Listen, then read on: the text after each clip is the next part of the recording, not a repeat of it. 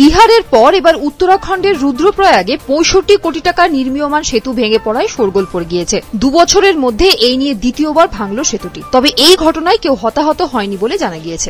১১০ metre দৈর্ঘ্যের এই সেতু নির্মাণ করা হচ্ছিল ৬৫ কোটি টাকা খরচ করে। সেতুটি নির্মাণ করছিল national highway authority of India এবং আরসিসি ইনফ্রাভেঞ্চার্স লিমিটেডের যৌথ উদ্যোগে। কিন্তু কি কারণে সেতুটি ভেঙে পড়ল তা এখনো স্পষ্ট নয়। নির্মাণ কাজে ত্রুটি ছিল নাকি নির্মাণ সামগ্রীতে কোনো গলদ তা খতিয়ে দেখা হচ্ছে বলে নির্মাণ সংস্থারা জানিয়েছে। ২ বছর আগে ২০২২ সালে এই সেতুটি নির্মাণ চলাকালীন ভেঙে পড়ে গেছিল। সেই ঘটনায় ২ শ্রমিকের মৃত্যু হয়েছিল, আহত হয়েছিলেন আরো ৮ জন। সূত্রের খবর, সেতুটি নির্মাণ নিয়ে স্থানীয়দের মধ্যে একটা ক্ষোভ দানা বেঁধেছিল। সেতুর কারণে ওই এলাকা ক্ষতিগ্রস্ত হচ্ছে বলেও দাবি তাদের। সেতুর নির্মাণের ফলে পাহাড়ের মাটি এবং পাথর আলগা হয়ে যাচ্ছে, ফলে রুদ্রপ্রয়াগের একাংশ বসে যাওয়ার আশঙ্কাও প্রকাশ করেছেন তারা। ২০২২ সালে সেতুটি ভেঙে পড়ার পর আর যাতে এই ঘটনার পুনরাবৃত্তি না হয় সেজন্য নতুন করে নকশা বানানো হয়েছিল। কিন্তু সেতু ভেঙে পড়ার ঘটনা আটকানো গেল না, ফলে নির্মাণ কাজ নিয়েই প্রশ্ন উঠতে শুরু করেছে।